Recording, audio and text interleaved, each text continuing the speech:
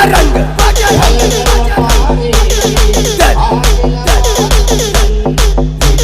जय श्री राम बजरंग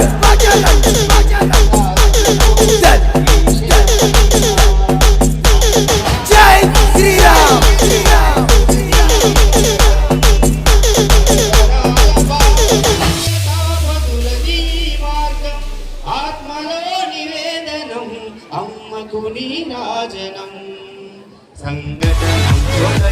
మన జీవనం భరతమాత పాదాలకు మూవలం ఆమె మూపైన చిరునవ్వులం భూమి పొరలలో పురుడును పోసే రైతు రాసాడ తన పేరును ఏనాడైనా ఆ జన్మాంతం